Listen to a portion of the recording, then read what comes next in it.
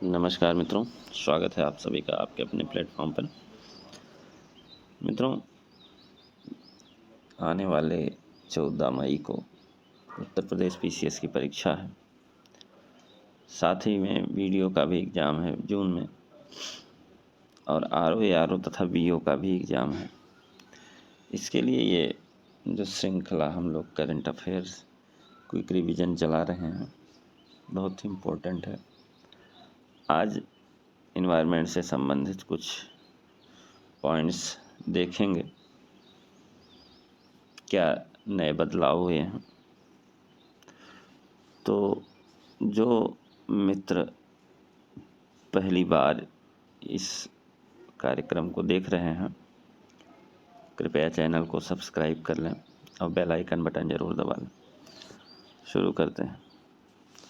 9 अप्रैल को गज उत्सव 2023 का उद्घाटन काजीरंगा राष्ट्रीय उद्यान, असम में राष्ट्रपति द्रौपदी मुर्मू द्वारा किया जाएगा 9 अप्रैल को। तमिलनाडु सरकार ने थानथाई पेरियार वन्यजीव अभयारण्य को राज्य का 18वां वन्यजीव अभयारण्य घोषित करने का निर्णय लिया है। किसे? थानथाई पेरियार वन्यजीव अभयारण्य को। ट्रांसलोकेशन प्रोजेक्ट के तहत गुजरात सरकार ने 40 वयस्क और उप वयस्क एशियाई शेरों को राज्य में बरदा वन्यजीव अभयारण्य में स्थानांतरित करने की योजना बनाई है। तो वर्धा वन्यजीव अभयारण्य जो है गुजरात में है। ठीक है। संयुक्त राष्ट्र का विश्व मौसम विज्ञान संगठन ने global green house gas monitoring infrastructure पेश किया है, जिसका उद्देश्य ग्रह वार्मिंग प्रदूषण को मापने के बेहतर तरीके प्रदान करना और नीतिगत विकल्पों को सूचित करने में मदद करना। भारत ने बड़ी बिल्लियों की रक्षा के लिए अपने नेतृत्व में एक मेगा वैश्विक गठबंधन शुरू करने और $100 मिलियन की गारंटी युक्त धनराशि के साथ 5 वर्षों में समर्थन का आश्वासन दिया है। प्रस्तावित इंटरनेशनल बिग कैट अलायंस 7 बड़ी बिल्लियों यानी कि बाघ, शेर, तेंदुआ, हिम तेंदुआ, प्यूमा, जगुआर और चीता के संरक्षण और पुनर्वास की दिशा में काम करेगा। अंतर्राष्ट्रीय ऊर्जा एजेंसी द्वारा जारी CO2 एमिशन इन 2022 रिपोर्ट के अनुसार 2022 में वैश्विक ऊर्जा संबंधी CO2 उत्सर्जन में 1% से भी कम की वृद्धि हुई है। ठीक है। अमृत धरोहर योजना का उद्देश्य आर्द्र भूमियों के इष्टतम उपयोग को बढ़ावा देकर उनका संरक्षण करना है। मिस्टी क्या है? मिस्टी योजना क्या है? इसका मुख्य उद्देश्य समुद्र तट के किनारे मैंग्रोव वृक्षारोपण करना। देश के तटीय इलाकों में मैंग्रोव के पौधे रोपे जाएंगे। केंद्र सरकार ने गुजरात के एक क्षेत्र गिर में एशियाई शेरों के संरक्षण के लिए Lion@47 विजन फॉर अमृतकाल योजना का अनावरण किया है। 1972 में हुए स्टॉकहोम सम्मेलन के 50 वर्ष पूरे होने के उपलक्ष्य में स्वीडन की राजधानी स्टॉकहोम में स्टॉकहोम 50 का आयोजन किया गया। संयुक्त राष्ट्र महासागर सम्मेलन केन्या और पुर्तगाल की सह मेजबानी में लिस्बन में आयोजित किया गया।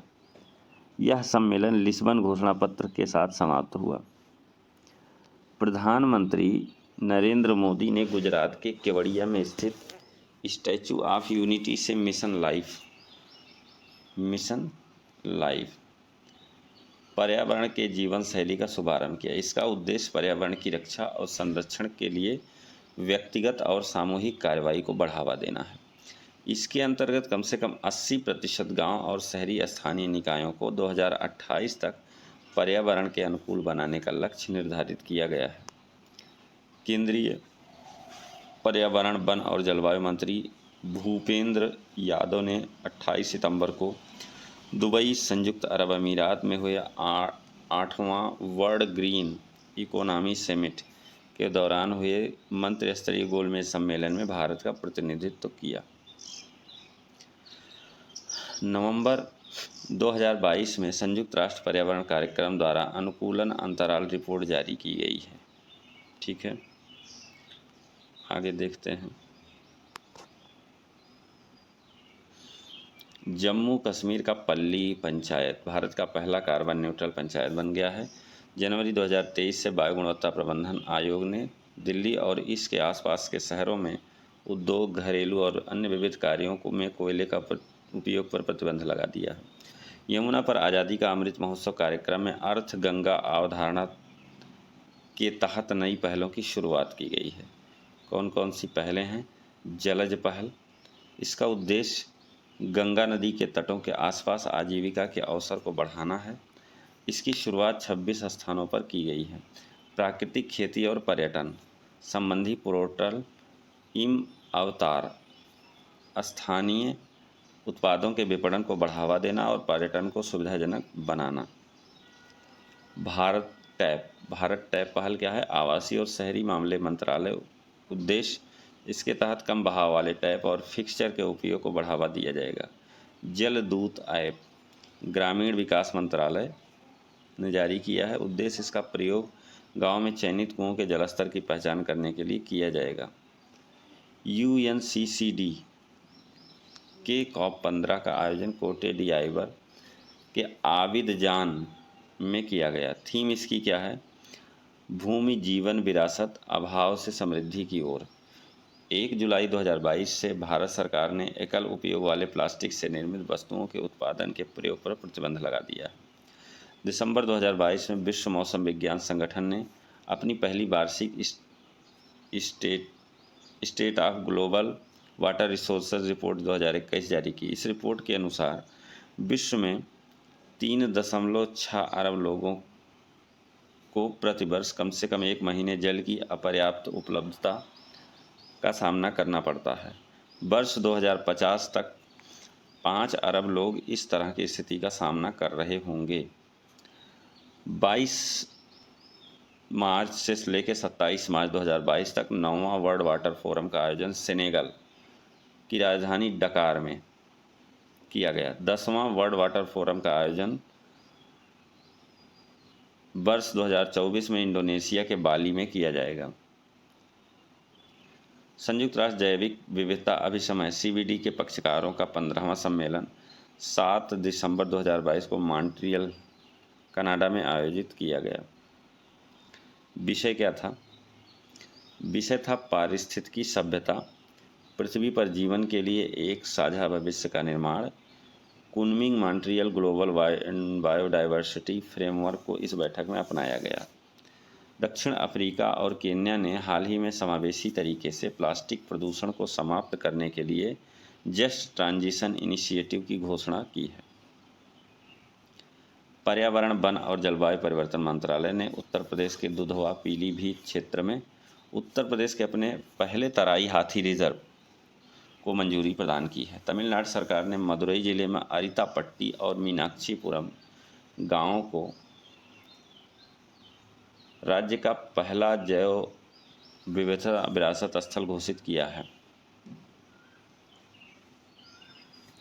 केरल में आयोजित जलवायु और विकास भागीदारी की बैठक के दौरान केरल की राज्य सरकार के साथ साझेदारी में विश्व बैंक द्वारा climate investment opportunities in India's cooling sector शीर्षक से एक रिपोर्ट जारी की गई है। केरल अपनी शून्य उत्सर्जन गतिशीलता नीति में हाइड्रोजन संचालित गतिशीलता को शामिल करने वाला भारत का पहला राज्य बन गया है। ISA की तीसरी असेंबली की आभासी बैठक में भारत और फ्रांस को 2 साल के लिए पुनः सह-अध्यक्ष चुना गया है। लाइफस्टाइल फॉर एनवायरनमेंट मिशन के तहत अग्नि तत्व अभियान का पहला सम्मेलन लेह में आयोजित किया गया। छत्रपति शिवाजी महाराज अंतर्राष्ट्रीय हवाई अड्डा मुंबई पूरी तरह हरित ऊर्जा में बदल गया है, जो अपनी 95% ऊर्जा आवश्यकता हाइड्रो और पवन ऊर्जा एवं 5% सौर ऊर्जा से प्राप्त करता है। मध्य प्रदेश वन्यजीव बोर्ड द्वारा एक नए tiger reserve Durgavati tiger reserve को स्थापना की मंजूरी प्रदान की है। हरियाणा के गुरुग्राम में 10,000 एकड़ में दुनिया का सबसे बड़ा जंगल सफारी पार्क विकसित किया जाएगा।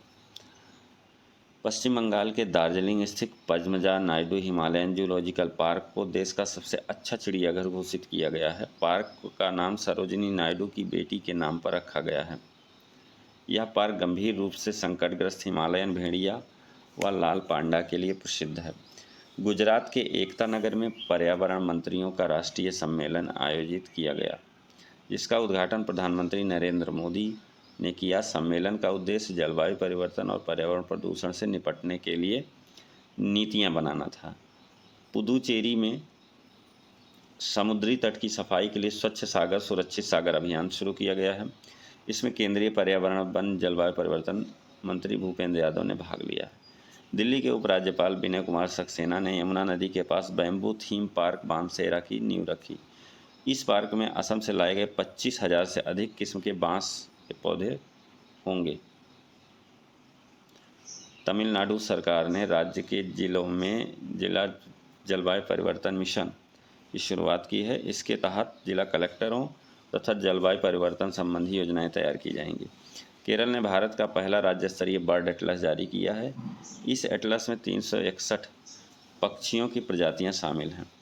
मध्य प्रदेश के जबलपुर के लम्हेटा में भारत का पहला भूवैज्ञानिक उद्यान का निर्माण किया जाएगा।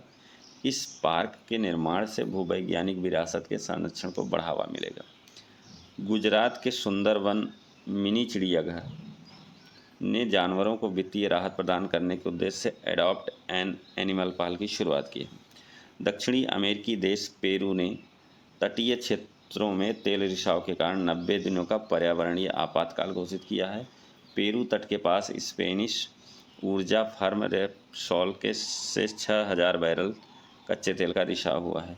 हिमाचल प्रदेश के कुफरी में पर्यटन को बढ़ावा देने के लिए देश के पहला स्की पार्क स्थापित किया जाएगा और इस पार्क में 5 star hotel, mall, gaming zone, food court, art सुविधाएं उपलब्ध होंगी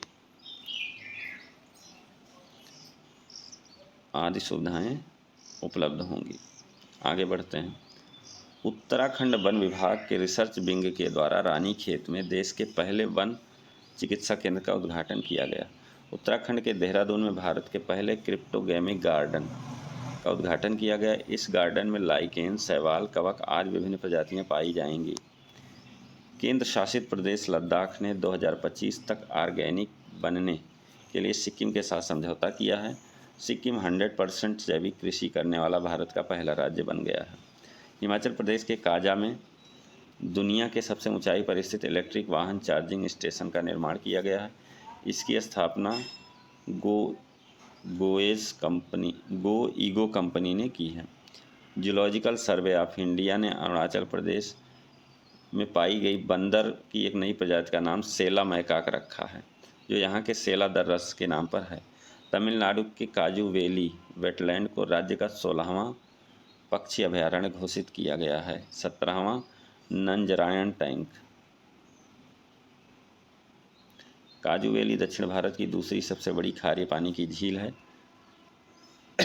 सवाल ऐसे भी बन सकता है, काजू वैली झील कहाँ पर स्थित है, तो आ जाएगा तमिलनाडु।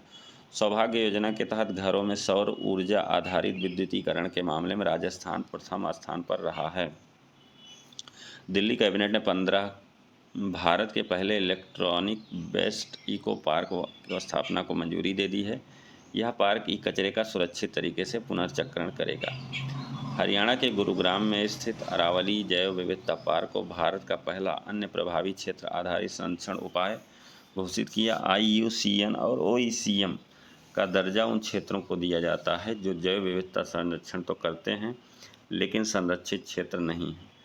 मध्य प्रदेश भारतीय रेलवे का पहला सौर ऊर्जा संयंत्र लॉन्च किया गया। इसकी क्षमता 1.7 मेगावाट होगी। विश्व आर्थिक मंच तथा national institute of urban affairs ने सस्टेनेबल सिटीज इंडिया प्रोग्राम को शुरू किया है। इसके तहत 2 साल में भारत के 5 से 7 शहरों को डिकार्बोनाइज किया जाएगा। भारत में पहली बार ओशंस 2022 सम्मेलन का आयोजन किया गया। इस आयोजन चेन्नई में किया गया। यह वैश्विक समुद्री शोधकर्ताओं का द्विवार्षिक कार्यक्रम है। इसका उद्देश्य समुद्री प्रदूषण, जलवायु परिवर्तन, मौसम अनिश्चितता आदि से निपटने पर विचार विमर्श करना है। मन्नार की खाड़ी में जैव विविधता के संरक्षण हेतु तमिलनाडु के ने नागापट्टिनम में मरीन एलिट फोर्स का गठन किया है। इसके तहत संकटग्रस्त प्रजातियों की रक्षा की जाएगी। ओडिशा के मैंग्रोव की प्रजातियों के लिए एक जीन बैंक नर्सरी खोलने की घोषणा की गई है। इसका उद्देश्य मैंग्रोव वनों का संरक्षण करना है। 5वीं संयुक्त राष्ट्र पर्यावरण सभा का आयोजन केन्या के नैरोबी में किया गया है। इस दौरान जैव विविधता संरक्षण, पारिस्थितिकी तंत्र, सतत विकास लक्ष्य आदि संबंधी कार्यों के लिए 14 प्रस्ताव रखे गए हैं। वर्तमान में इसमें 193 देश शामिल हैं।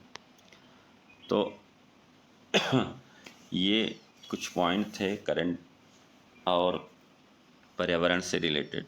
यदि वीडियो आप लोगों को पसंद आई हो तो कृपया वीडियो को लाइक भी करें और ज़्यादा से ज़्यादा लोगों तक शेयर करना ना भूलें। तो आज के लिए इतना ही मित्रों, फिर मिलेंगे, तब तक के लिए नमस्कार।